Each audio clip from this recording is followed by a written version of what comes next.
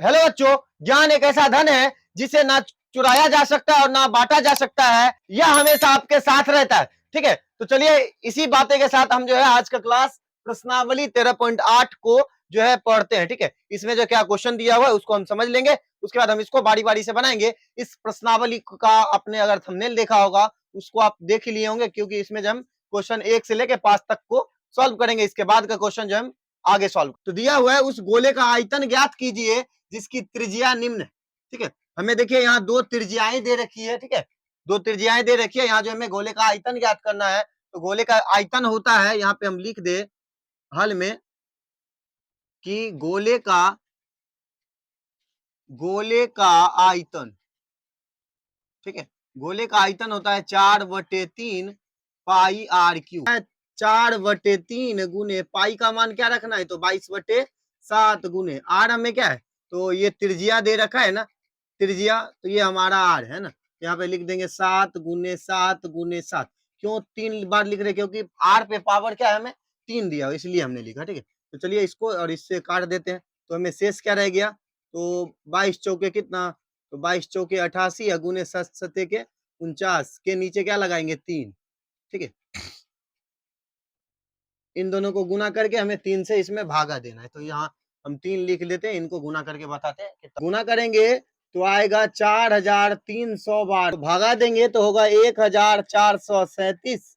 ठीक है, अब शेष बच गया तो उसको ऊपर है, इसको लिख देंगे नीचे 3। ठीक है, ये हमारा हो जाएगा मीटर क्यूब में, सॉरी सेंटीमीटर क्यूब में। ठीक है, ये आंसर जो हमारा पूर्णांक में दिया होता है, इसलिए हमने इसको ऐसे लिखा। ठीक है, उसके बाद देखिए हमारा दूसरा क्वेश्चन है, दूसरे के हिसाब से चले तो यहाँ हमें आर क्या दिया हुआ है, तो 0.63 जो है ये मीटर में। यहाँ भी लगाते हैं गोले का आयतन। ठीक है, गोले का आयतन लगाएंगे। गोले का आयतन क्या होता है, 4/3 पाई आर क्यू।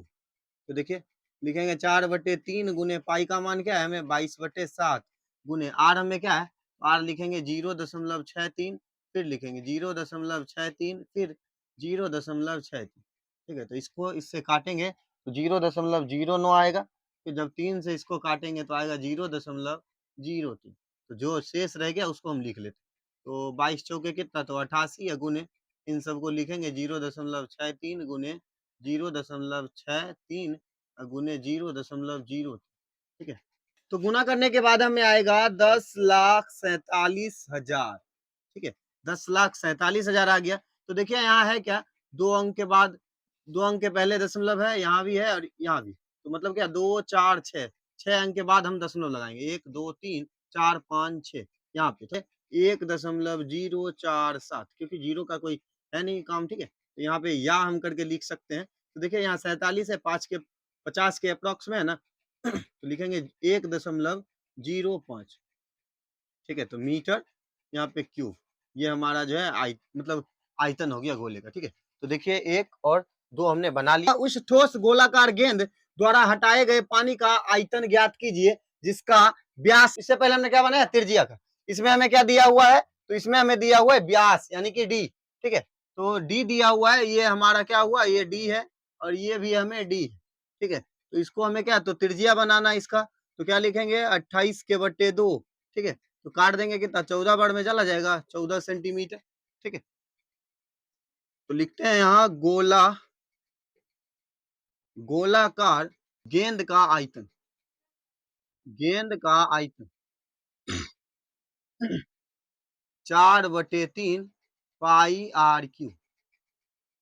तो 4/3 गुने पाई का मान 22/7 गुने आर हमारा क्या निकला, तो 14 निकला। तो इसको 3 बार लिखेंगे, काट दीजिए इसको 2 बार में, तो क्या बच गया हमें, यहाँ बच गया 44 गुने ये 14 गुने 14 कितना, तो 196 गुने क्या, तो 2 इसके नीचे लगा देंगे 3, गुना करके आएगा हमें 34,496। इसके नीचे लगा देंगे कितना, तो 11,498.2/3 सेंटीमीटर क्यूब। ठीक है, ये हमारा जो है पहला का आंसर कंप्लीट हो गया। उसके बाद देखिए दूसरा में जो डी हमें दिया हुआ है, इससे हम जो है इसका भी जो है, इससे पहले हम आर ज्ञात कर लेंगे, आर ज्ञात करने के बाद हम यहाँ पे आयतन निकाल के दिखाएंगे किस तरह से बनेगा। तो देखिए आर बराबर क्या होगा, तो 0.21। ठीक है, तो इसके बटे क्या, तो 2, ये हमारा आर हो गया। ठीक है, भी बराबर लिख देते, v बराबर 4/3 पाई r क्यूब।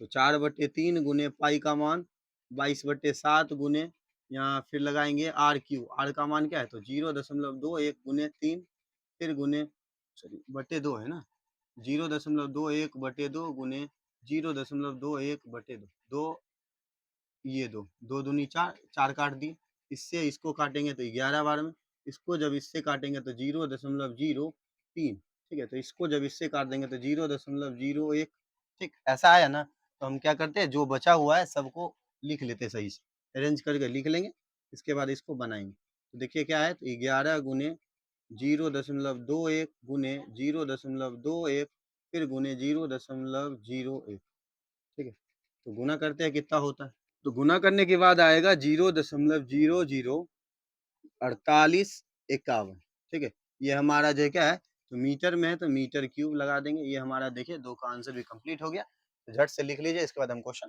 3 को लिखते हैं।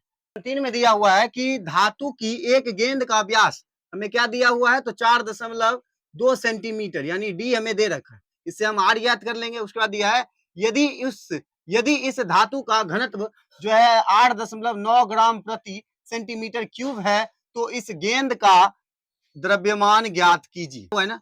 व्यास दिया हुआ है तो इसको लिख लेते हैं व्यास यानी डी। ये क्या दिया हुआ है, तो 4.2 सेंटीमीटर, ठीक है। यहाँ से हम आर ज्ञात कर लेंगे, 4.2/2 भागा देंगे तो क्या 2.1 सेंटीमीटर आएगा। ये हमें आ गया। तो हमें पहले आयतन ज्ञात कर लेना है। उसके बाद जो है यहाँ कह रहे हैं ना कि 8.9 ग्राम प्रति सेंटीमीटर जो है क्यूब जो है, इसको क्या करना है, जितना आएगा उससे गुना कर देना, तब हमारा जो है द्रव्यमान ज्ञात हो जाएगा। तो चलिए यहाँ पे हम आयतन ज्ञात करते हैं। तो लिखेंगे आयतन बराबर क्या होगा, तो 4/3 पाई आर क्यूब। तो 4/3 गुने पाई का मान 22/7 गुने आर हमें क्या है, तो 2.1 गुने 2.1 फिर गुने 2.1, ठीक है। तो इसको जब इससे काटेंगे तो 0.3 आएगा, इसको जब इससे काट देंगे तो 0.1, जब गुना करेंगे तो कितना, तो 88 गुने इन सब को जब गुना करेंगे तो गुना करने के बाद आएगा हमें 0.441, 38.808, ठीक है। ये सेंटीमीटर यहाँ पे क्यूब लगा देंगे, ठीक है। तो देखिए यहाँ कह रहा है ना कि प्रति सेंटीमीटर का कितना, तो 8.9 ग्राम है, ठीक है। तो यहाँ पे हम क्या करेंगे, द्रव्यमान ज्ञात करने के लिए उसको 1 सेंटीमीटर क्यूब बराबर क्या क्या है हमें, तो 8.9 ग्राम, ठीक है। तो हमें ये निकालना है। तो लिखेंगे 8.9 गुने इसको गुना कर देंगे 38.808, ठीक है। तो इनको गुना करते हैं, जो आएगा हमारा आंसर हो जाएगा द्रव्यमान। गुना करने के बाद आएगा 345.39 बार, ठीक है। या हम लिख सकते हैं, ये देखिए 345 दशमलव डायरेक्ट 39, क्योंकि इधर ज्यादा अंक क्या बढ़ा है, यहाँ तक ही हम रहने दे सकते हैं। ये अगर ज्यादा रहता तो यहाँ पे जो है 40 आ जाता, लेकिन ये है नहीं वैसा, ठीक। इसलिए जो है हमने यहीं पे रहने दिया। यही हमारा जो है आंसर हो जाएगा, ठीक है। तो देखिए क्वेश्चन 3 हमारा बन के रेडी हो गया। जल्दी से इसको लिख लीजिए, उसके बाद हम क्वेश्चन 4 की ओर प्रस्थान करते हैं। दिया हुआ है कि चंद्रमा का व्यास पृथ्वी के व्यास का लगभग 1/4, मतलब क्या, चंद्रमा का व्यास जो है किस पे निर्भर है, पृथ्वी के व्यास पर। मतलब पृथ्वी का व्यास को हमें कुछ मानना होगा, तब जाके हमें चंद्रमा का व्यास पता लगेगा। तो उसके बाद कह रहा है चंद्रमा का आयतन पृथ्वी के आयतन की कौन सी भिन्न है, ठीक है। तो ये हमें क्वेश्चन कह रहा है। तो चलिए इसको हम निकालते हैं। तो यहाँ पे हम लिखेंगे,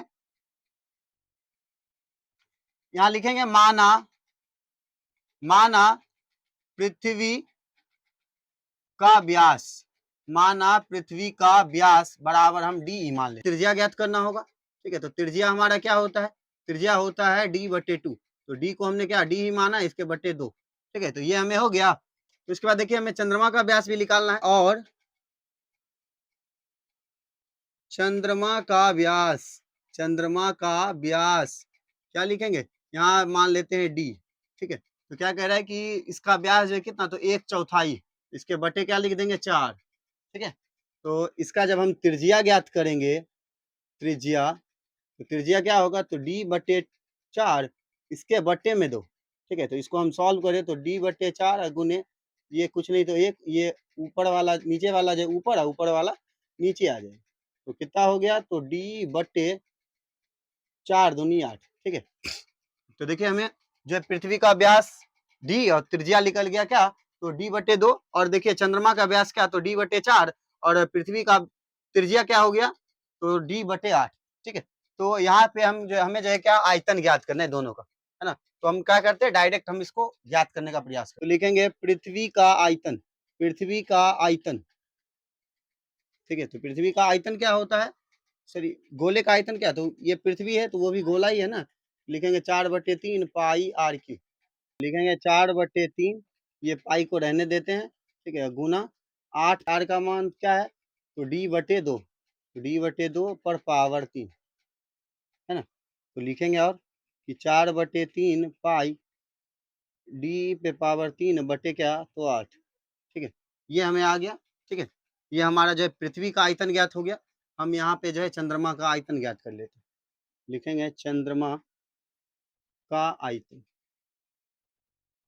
चंद्रमा का आयतन फॉर्मूला वही रहेगा, ठीक है। तो लिखेंगे 4/3 पाई आर की, तो 4/3 पाई गुने आर का मान देखिए हमें कितना है, तो आर का मान है डी बटे 8 पर पावर लगाएंगे 3, ठीक है। तो 4/3 पाई 512, ठीक है। तो देखिए हमें पृथ्वी का आयतन इतना आ गया और जो है चंद्रमा का आयतन इतना आ गया। तो हमें जो है अनुपात ज्ञात कर लेना इन दोनों का, है ना, ऊपर नीचे करके लिखेंगे। यहाँ पे लिखेंगे, यहाँ लिखेंगे कि दोनों आयतनों, दोनों आयतनों का अनुपात, ठीक है। दोनों आयतनों का अनुपात हमें ज्ञात करना है। लिखेंगे चंद्रमा का आयतन, इसके बटे क्या, तो पृथ्वी का आयतन, पृथ्वी का आयतन, ठीक है। तो देखिए चंद्रमा का आयतन हमने कितना ज्ञात किया, तो ये रहा ना। तो लिखेंगे 4/3 पाई डी पे पावर 3 बट्टे क्या लिखेंगे 512, इसके नीचे में पृथ्वी का आयतन, तो 4/3 पाई, पाई डी पे पावर 3 बटे 8।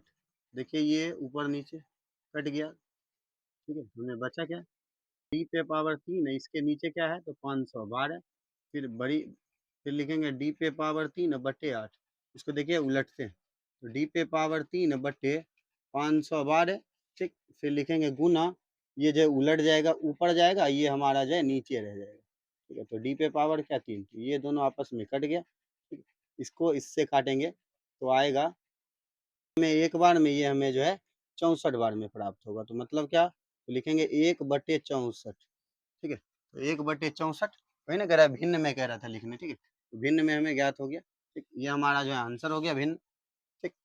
तो देखिए हम क्वेश्चन 5 को पढ़ते हैं। दिया हुआ है कि व्यास 10.5 सेंटीमीटर वाले एक अर्धगोलाकार कटोरे में कितने लीटर दूध आ सकते हैं, ठीक है। तो ये हमसे पूछा जा रहा है। तो चलिए हम यहाँ पे करेंगे, लिखेंगे हल में। यहाँ देखिए हमें व्यास दिया हुआ है, इससे हम जो है पहले त्रिज्या ज्ञात कर लेंगे, ठीक है। तो त्रिज्या ज्ञात करेंगे, क्या होगा 10.5 बटे इसमें 2 से भागा दे देंगे, ये हमारा आएगा सेंटीमीटर में। भाग देने के बाद हमें क्या आएगा, तो 5.25 सेंटीमीटर, यानी कि आर हमें क्या आ गया 5.25 सेंटीमीटर।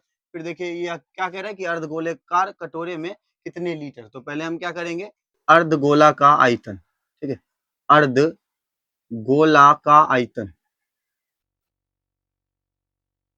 ठीक है। अर्धगोला का आयतन क्या, तो लिखेंगे 2/3 पाई आर क्यू, तो 2/3 गुने पाई का मान क्या, तो 22/7 गुने आर को जो हम कितना बार 3 बार लिखेंगे, लिखते हैं 5.25 गुने 5.25, तो इसको जब इसमें भागा देंगे तो आएगा कितना, तो 0.75, 3 से जब इसमें भागा देंगे तो आएगा, इसमें आएगा अब क्या, तो 1.75, ठीक है।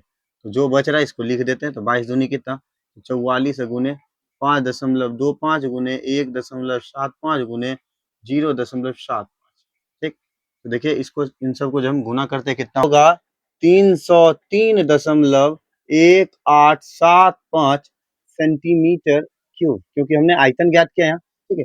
तो फिर क्या कह रहे हैं कि लीटर में ज्ञात करने, ठीक है। तो कितना दूध उस कटोरे में आएगा, तो लिख देंगे लीटर के लिए, लीटर के लिए हम चले तो हम क्या करेंगे, इसमें जितना सेंटीमीटर दिया हुआ है इसमें हम जो है 1000 से भागा दे दें। ठीक है, तो भागा दे देने के बाद ये हमारा जो लीटर में कन्वर्ट होगा तो लिखेंगे क्या आएगा, वो आएगा 0.303 लीटर। ठीक है, यही हमसे पूछा जा रहा था। ठीक है, तो मतलब इतना व्यास वाला जो है कटोरा में इतना लीटर दूध आ सकता है। ठीक, तो हम लिख देते हैं कटोरे में लगभग जो है 0.303 लीटर दूध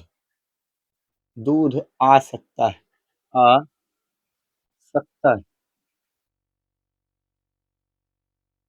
ठीक है, ये हो गया हमारा आंसर कंप्लीट। तो जल्दी से इसको लिख लीजिए।